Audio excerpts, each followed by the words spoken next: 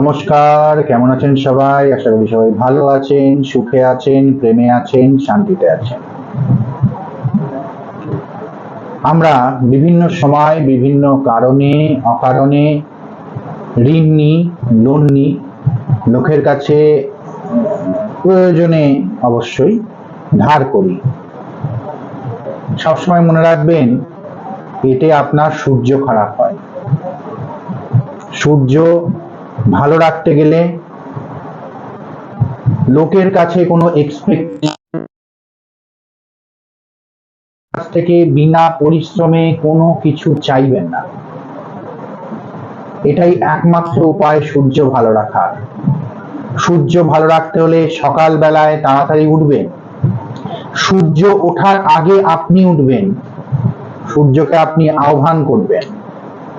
সূর্য উঠে যাওয়ার পর আপনি যদি ওঠেন, তাহলে যে তার যে সোলার যে এনার্জিটা, সেই এনার্জিটা আপনার অরাকে ইম্প্যাক্ট করে এবং অত প্রচুর এনার্জি আপনার অরা ধরে রাখতে পারে না। সেই জন্য সবসময় মনে রাখবেন, সকাল সকাল উঠবেন। আর লোকের কাছে, মানুষের কাছে, সরকারের কাছে, যেখান থেকেই হোক, নিজে পরিশ্রম না করে কিছু চাইবেন না, কোনো অনুদান, কোনো কিছু। সূর্য ভালো হবে। রাজা কখনো ভিক্ষা করে না, মনে রাখবেন। সূর্য হচ্ছে গ্রহদের রাজা। রাজার মতন মানসিকতা রাখুন। কেউ যদি বিপদে পড়ে, কেউ যদি 5টা টাকা চায় আপনার কাছে এসে, আপনি তাকে 50 টাকা দেবেন। এগুলো হচ্ছে মানসিকতা। আপনার কাছে 10 টাকা থাকে, আপনি তার থেকে 8 টাকা খেয়ে 2 টাকা খরচা করবেন অন্যের জন্য। অনেক সময় 2 টাকা খেয়ে 8 টাকা খরচা করবেন অন্যের জন্য। যে এটা করতে পারে, তার রবি, তার সূর্য খুব ভালো। রবি ভালো করার এটাই একমাত্র উপায়, যে আচারে আচরণে রাজার মতন মানসিকতা তৈরি করুন।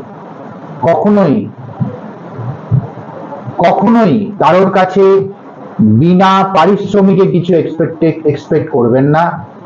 কখনো কারোর কাছে করুণা এক্সপেক্ট করবেন না। কখনো কারোর কাছে এমপ্যাথি, সিম্প্যাথি এক্সপেক্ট করবেন না।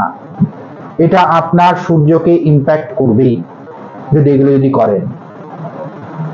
কয়েকদিন ভিডিও দিতে পারিনি, এই জন্য আমি দুঃখিত। আমার বাড়িতে আমি নিজে খুব অসুস্থ ছিলাম, অনেকেই অসুস্থ ছিল আমার বাড়িতে, এই জন্য আমি দুঃখিত। আশা এখন সবাই ভালো আছে, আশা করি আপনারাও ভালো আছেন। সূর্য ভালো রাখার একটা রবিকে ভালো রাখার একটা খুব সোজা একটা পদ্ধতি আপনাদের আমি বললাম। সকালবেলা উঠবেন, সূর্য ওঠার আগে উঠবেন। কখনো কারোর কাছে কোনো রকম অর্থনৈতিক সাহায্য, মানসিক সাহায্য, কাজে কর্মের সাহায্যের জিনিস, যেখানে হাত পাততে হয়, মন পাততে হয়, এই ধরনের জিনিস এক্সপেক্ট করবেন না। সূর্য বেশি ভালো যদি হয়ে যায়, তাহলে কিন্তু আপনার মধ্যে প্রেম ভাব কম থাকবে, রাজকীয় ভাব বেশি আসবে। অর্থাৎ কিনা আপনি কারো ছাতা হবেন বড়, সেখানে আবেগ কম থাকবে, কর্তব্য বেশি থাকবে। মনে রাখবেন, এই জিনিসগুলো হবে কিন্তু। আবেগ কম থাকবে, কর্তব্য বেশি থাকবে, এবং কর্তব্য পরায়ণ লোক আবেগ পরায়ণ লোকের থেকে বেশি নিষ্ঠাবান। এবং আবেগ যার মধ্যে আছে, তার মধ্যে নিষ্ঠার অভাব হবে, এটা মনে রাখবেন সবসময়।